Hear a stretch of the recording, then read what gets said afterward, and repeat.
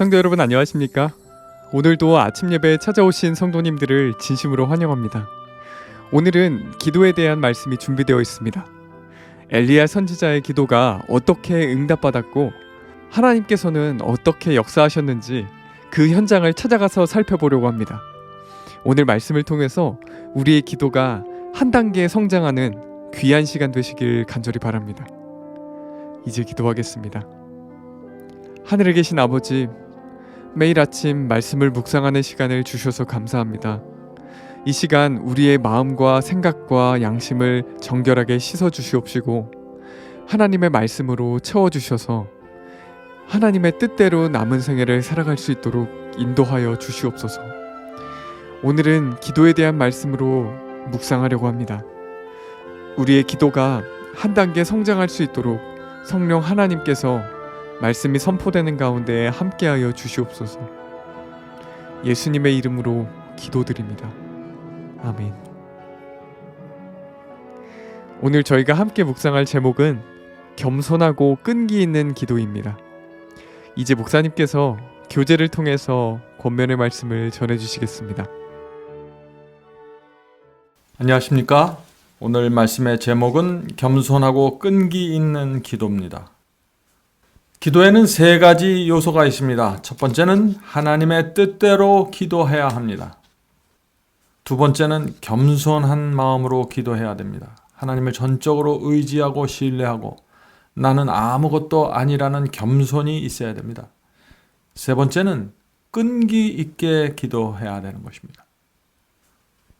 이 세 가지를 이해하는 것은 참 중요합니다. 이 기도는 단순한 문제가 아닙니다. 기도는 단순히 응답받고 안 받고의 문제가 아니라 기도하는 자의 신앙과 성품과 하나님을 의지하는 믿음에 깊이 연관이 되어 있습니다. 하나님께서는 기도를 통해서 우리를 성장시켜가고 기도를 통해서 하나님 자신을 보여주시기를 원하시는 것입니다. 그래서 이 기도에는 여러 가지 과학이 연결되어 있는 것입니다. 단순히 응답됐다 안 됐다로 나눠서 생각하면 기도에 대한 큰 오해를 갖게 될 것입니다. 본문 성경절 읽겠습니다. 야고보서 5장 17절 18절입니다. 엘리야는 우리와 성정이 같은 사람이로되. 자, 엘리야의 기도를 얘기하면서 엘리야는 우리와 같은 사람이다. 이 말씀은 참 우리에게 큰 용기를 주는 말씀이죠. 엘리야가 기도했을 때 응답됐는데 엘리야는 우리와 같은 사람이라는 것입니다. 엘리야는 우리와 성정이 같은 사람이로되 저가 비 오지 않기를 간절히 기도한즉 3년 6개월 동안에 비가 오지 아니하고 또 다시 기도한즉 하늘이 비를 주고 땅이 열매를 내었느니라. 자, 여기서 야고보가 무엇을 말하고 있습니까? 첫째는 엘리야가 우리와 같은 성정의 사람이었다고 말하고 있죠. 그런데 그가 비 오지 않기를 기도하니까 하나님께서 응답하고 또 비를 달라고 기도하니까 또 비를 내렸다는 것입니다. 이 말씀을 오해하면 마치 엘리야에게 큰 무슨 권능이 있어서 하나님께서 엘리야의 말을 따라서 순종한 것처럼 보일 수 있는데 그런 말씀이 전혀 아니죠. 엘리야는 자신의 생각대로 기도한 것이 아니라 하나님께서 엘리야에게 비를 주지 않겠다고 말씀해서 엘리야는 그 말을 아합에게 전한 것입니다. 그리고 그것을 위해서 기도한 것입니다. 하나님의 뜻이 먼저 있었고 엘리야는 그 뜻대로 기도했던 것입니다. 그리고 그 결과가 응답으로서 나타났다는 것을 말하는 것입니다. 엘리야의 경험을 통해 중요한 교훈이 우리에게 제시된다. 갈멜산에서 비가 오도록 기도하였을 때 그의 믿음은 시험을 받았으나 그는 끈기 있게 자신의 요구를 하나님께 알렸다. 자, 갈멜산에서 비가 오도록 기도하였을 때 그것도 하나님의 명령이었어요. 하나님의 말씀을 받고 엘리야가 그 말씀대로 기도한 것입니다. 자, 그런데 그렇다면 사람들이 기도는 참 쉽구나. 하나님의 뜻대로만 하면 되는구나. 그렇게 생각할 수 있죠. 그런데 이 상황에서 엘리야는 굉장히 쉬운 상황이 아니었습니다. 갈멜산에서 엘리야의 반대편에 이스라엘 전체가 있었습니다. 거짓 선지자들이 거기 다 있었어요. 엘리야는 혼자 있었던 것입니다. 그런 상황에서 한 국가 전체를 반대해서 기도드리는 것입니다. 여기에는 믿음이 필요한 것이죠. 갈멜산에 가라는 것도 하나님의 뜻이었습니다. 명령이었습니다. 갈멜산에 가라고 했을 때 엘리야의 마음이 얼마나 두려웠을까요? 온 국가가 자기를 반대해서 서 있는 그 산으로 지금 올라가는 것입니다. 그런데 엘리야는 믿음으로 하나님의 뜻대로 기도했습니다. 자, 그런데 문제는 그렇게 하나님의 뜻대로 기도했는데 아무런 응답이 없는 것처럼 보였다는 것입니다. 그래서 끈기가 필요했다고 지금 말씀하는 것입니다. 엘리야가 기도하는 동안은 종은 하늘을 지켜보고 있었다. 그는 6번이나 지켜보고 돌아와서 아무것도 없다고 말했다. 구름도 없고 비가 올 징조도 없다고 했다. 그러나 선지자는 낙담 가운데 포기하지 않았다. 자, 지금 엘리야 주변에 수백 명의 선지자들이 있죠? 지켜보고 있는 것입니다. 그런데 기도해도 변화가 없는 것입니다. 2번, 3번, 6번 기도해도 아무것도 없었습니다. 저 반대쪽에서는 조롱하면서 웃는 소리들이 들렸겠죠. 성도 여러분, 우리도 마찬가지입니다. 우리도 하나님의 뜻대로 기도할 때, 응답되지 않을 때 수십 년 동안 아니면 오랫동안 드렸던 우리의 기도가 조롱받을 수 있는 것입니다. 그럴 때라도 이것이 하나님의 뜻이 분명하다면 우리는 끈기를 갖고 기도해야 한다는 것입니다. 아무런 변화가 없는 것처럼 보여도 기도해야 된다는 것입니다. 자, 오늘 우리가 이 문제를 좀 깊이 살펴봐야 됩니다.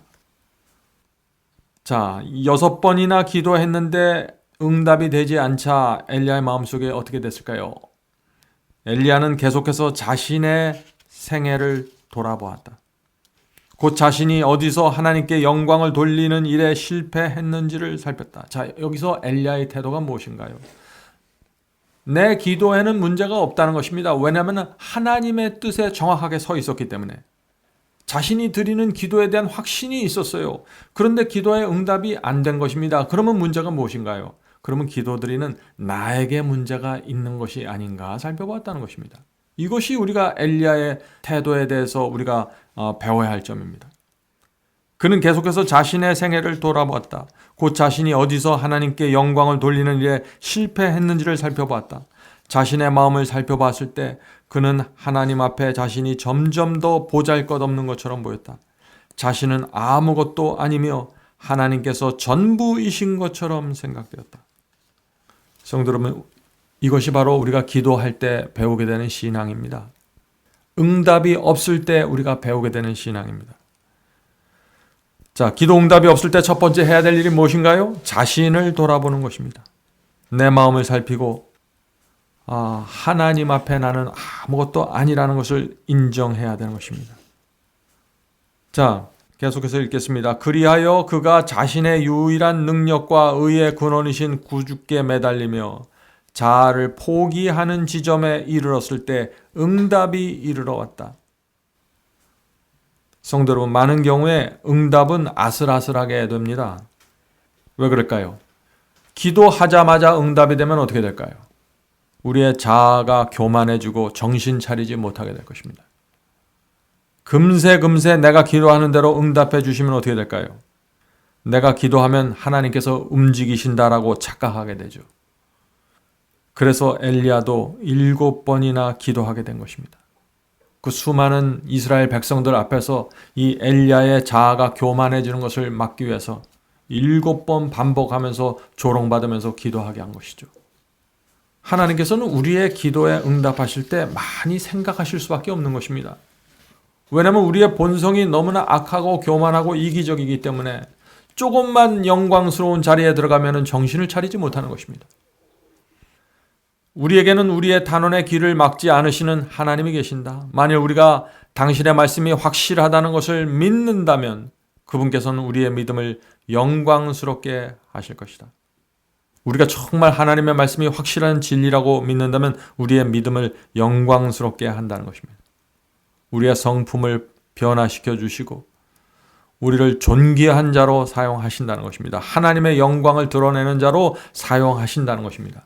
그런데 반드시 하나님의 뜻대로 기도해야 되고 겸손해야 되고 끈기 있어야 되고 자아를 하나님 앞에서 완전히 굴복한 그런 사람들의 믿음을 영광스럽게 사용한다는 것입니다.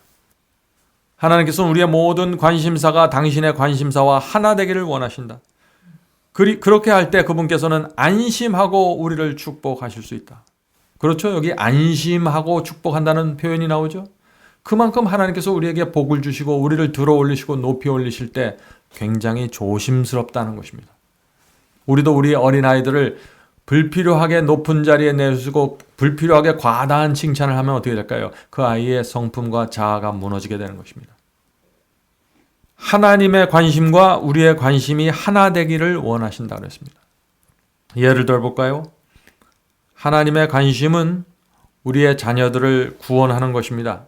그런데 우리 부모의 관심이 자녀들의 성공에 맞추어져 있다면 어떻게 될까요?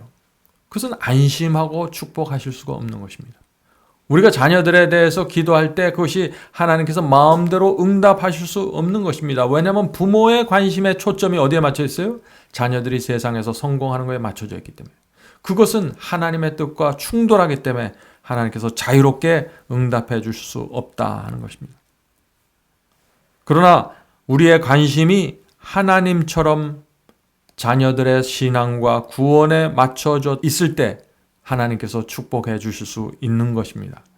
그러나 이런 경우에일지라도 우리 자녀가 성장하면서 자기 스스로 자기를 부인하고 십자가를 지는 그 참된 신앙으로 오지 않으면 하나님의 축복이 또 거기서 멈춰줄 수 있는 것입니다. 성도 여러분, 하나님의 기도의 응답과 축복은 우리의 성품과 신앙과 인격과 깊이 연결되어 있습니다. 그래서 이것이 하나님 마음대로 될 수 있는 것이 아니에요. 홍해를 가르는 것은 하나님 마음대로 하십니다. 원하시면 할 수 있는 것이에요. 그것은 인격체가 아니기 때문에 그렇습니다. 그러나 이 피조물이 인격체라면 하나님께서는 그 인격체의 자유의지와 뜻을 존중해 주면서 이루어 가셔야 된다는 것입니다. 그래서 많은 경우에 우리의 기도의 응답이 특별히 어떤 영혼들에 대한 기도, 자녀들에 대한 기도가 응답이 오랫동안 지체되는 이유가 바로 거기에 있는 것입니다. 왜냐하면 축복이 우리의 것이 될 때 우리는 스스로 영광을 취하지 않고 모든 찬양을 하나님께 돌릴 것이기 때문이다. 그렇죠? 우리의 성품이 정말 겸손하게 굴복되어 있으면 스스로 영광을 취하지 않고 내가 이것을 해냈습니다 라고 말하지 않게 되는 것이죠. 하나님께 온전히 영광을 돌리게 되는 것입니다. 하나님께서는 우리가 당신을 찾는 첫 시간에 우리의 기도를 응답해 주지 않는다. 왜냐하면 그분께서 그렇게 하실 경우 우리는 그분께서 우리에게 부여해 주신 모든 축복과 은총을 누릴 권리를 당연히 가지고 있다고 생각할 수 있기 때문이다. 성도 여러분, 이것이 무슨 뜻입니까? 우리가 하나님께 첫 번째 기도할 때 응답해 주지 않는다는 것입니다. 왜 그럴까요? 우리가 교만해지기 때문이라는 것입니다. 착각한다는 것입니다. 하나님은 내가 원하기만 하면 들어주신다고 오해하는 것입니다. 성도 여러분, 하나님께서 이 기도의 응답을 어떻게 하시는지를 잘 우리가 살펴보면은 내가 내 성품과 내 신앙이 이 기도의 응답에 있어서 결정적인 영향을 미칠 수 있다는 사실을 우리가 알게 되는 것입니다. 자, 우리가 원하는 대로 하나님께서 응답해 주시면 어떤 문제가 생길까 하는 문제가 이제 이 책에서 다룹니다. 우리가 어떤 악을 품고 있지는 않은지, 어떤 죄에 빠져 있는지 우리 마음을 살피는 대신에 우리는 부주의한 가운데 그분을 의지해야 할 필요성을 깨닫지 못할 것이다. 기도가 쉽게 응답되면 내가 누군지를 모른다는 것입니다. 내 마음에 악을 품고 있어도 기도가 응답되고 내가 어떤 죄를 빠져 있는데도 기도가 응답돼 버리면은 이 기도는 우리의 마음과 심령과 전혀 상관없는 것이 되기 때문에 우리는 구원을 잃게 된다는 것입니다. 그래서 하나님께서는 우리의 기도를 응답하실 때 철저하게 우리의 마음의 청결함과 단순함과 믿음을 보면서 응답하실 수밖에 없다는 것입니다. 그렇지 않으면 우리가 완전히 오해하는 것입니다. 성도 여러분, 오늘날 기독교에 이 문제가 팽배해 있는 것입니다. 어떤 분들은 교회 나간 첫날에 방언의 은사를 받는다고 하죠. 어떤 사람들은 교회 나간 지 몇 개월이 되지 않아서 진리가 무엇인지도 몰랐는데 내가 기도하니까 귀신이 쫓아졌다고 말들을 합니다. 하나님의 뜻을 모르고 진리를 모르고 예언을 모르는데 은사가 막 터져 나오는 것입니다. 어떤 문제가 생겼나요? 교회가 완전히 혼돈 가운데 들어가게 된 것입니다. 하나님의 뜻은 사라지고 진리는 사라져버렸습니다. 그저 내 뜻만 살아남은 것입니다. 내가 원하는 기도 드리면 응답해야 되는 것입니다. 인간의 오만함과 교만의 극으로 올라가는 것입니다. 기도에 대한 진리, 하나님의 뜻에 대한 진리가 무너질 때 이렇게 교회가 무너지는 것입니다. 엘리야는 자신이 영광을 취하지 않게 될 때 그런 상태에 이를 때까지 자신을 낮추었다. 자, 엘리야의 기도에 응답받는 중요한 비결이 여기 또 나오죠? 자신을 낮추는 것입니다. 이것이 주께서 기도를 들어주시는 조건이다. 왜냐하면 우리는 그분께 찬양을 돌릴 것이기 때문이다. 하나님만이 영광을 받기에 합당하시기 때문이다. 자, 오늘 우리가 중요한 말씀을 나누는데 잠깐 정리하도록 하겠습니다. 기도하기 전에 무엇을 우리가 살펴야 한다고 했나요?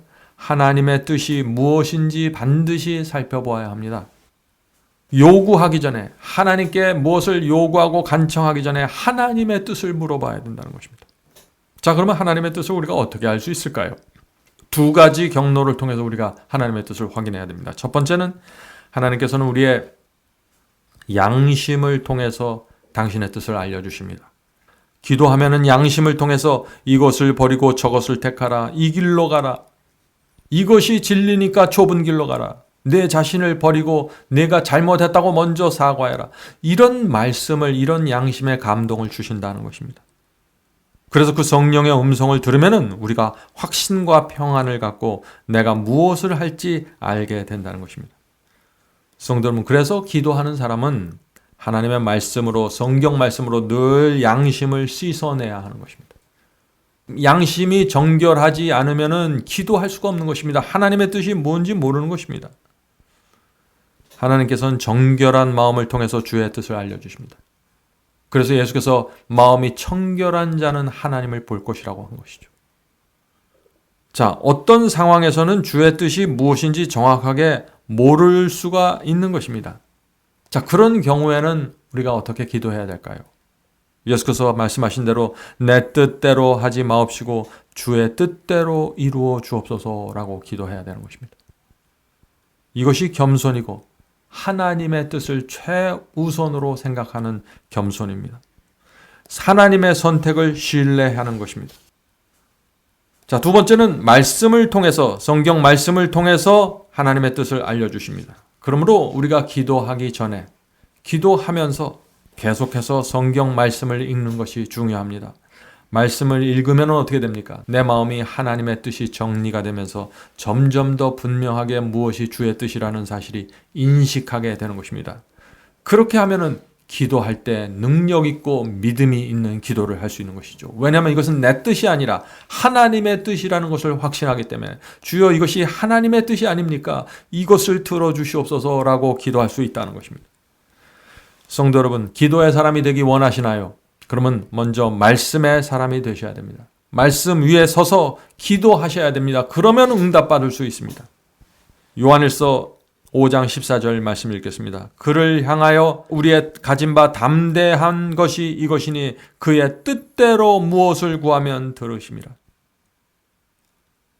성도 여러분, 기록된 말씀, 그것은 하나님의 뜻입니다. 기록된 성경 말씀으로 확인된 기도는 그래서 가장 능력 있는 기도입니다. 왜냐하면 하나님께서 그 기도에 응답하실 것을 알면서 드리는 기도이기 때문에 능력이 생길 수밖에 없는 것입니다.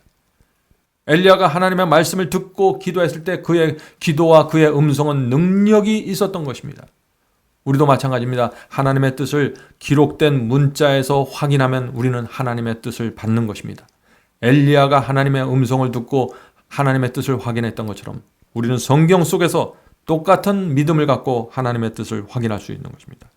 바로 여기에 우리가 성경 말씀과 예언을 공부해야 하는 이유가 있는 것입니다. 진리가 무엇인지 모르면 아무리 열심히 땀을 흘리면서 기도해도 소용이 없습니다. 통성기도, 방언기도, 철야기도, 새벽기도 해도 하나님의 뜻에 상관없이 열심히를 내서 기도할 수 있는 것입니다. 엉뚱한 기도를 드리게 되는 것입니다. 그것이 지금 기독교에서 펼쳐져 있는 모습이죠. 성도 여러분, 하나님의 뜻을 알고 그것을 간절한 마음으로 기도하십시오. 끈기를 가지고 기도하십시오. 그것이 틀림없는 하나님의 뜻이라는 사실을 알기 때문에 거기서부터 끈기가 나오는 것입니다. 자, 오늘도 기도하는 생애를 살게 되기를 간절히 바랍니다. 자, 이제 기도하고 마치겠습니다. 하늘에 계신 아버지, 기도의 깊은 과학이 우리의 마음에 정리가 되고 이해가 될 수 있도록 도와주시옵소서. 하나님의 뜻이 기도를 통해서 어떻게 이루어지고 어떻게 응답되고 기도하는 자의 심령과 성품과 신앙이 어떻게 변화되는지 주께서 가르쳐 주시옵소서. 하늘에 계신 아버지, 기도하는 생애가 우리의 삶에 변화를 가져온다는 사실을 우리가 인정하고 경험할 수 있도록 도와주시옵소서. 하늘의 뜻이 땅에서 이루어지는 그 기도의 비밀을 알 수 있도록 저희의 마음을 열어주시옵소서. 오늘도 함께 기도하는 성도들에게 함께하여 주시고 성도들의 생애 속에 하나님의 뜻이 분명하게 세워지고 그 뜻대로 살아갈 수 있도록 도와주시옵소서. 예수님의 이름으로 간절하게 기도드립니다. 아멘.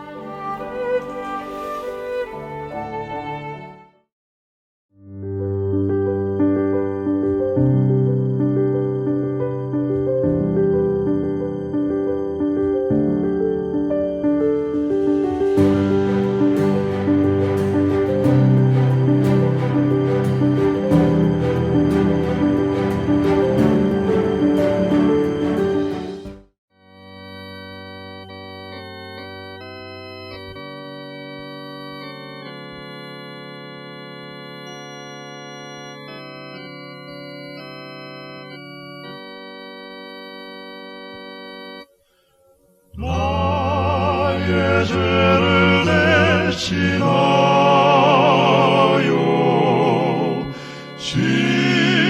십자가에 달린 주,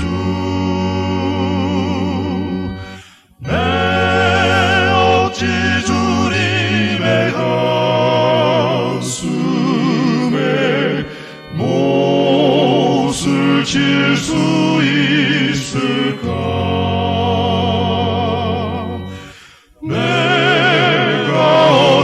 다시 주를 못질할 수 있을까? 한 번만 더 부족하여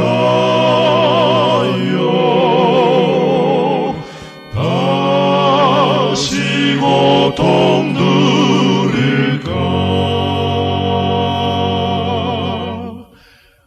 나를 심히 사랑하사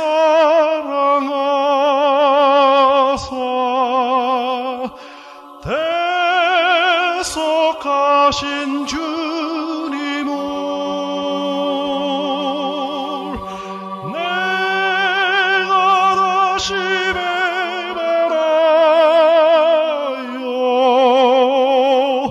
주를 실망시킬까?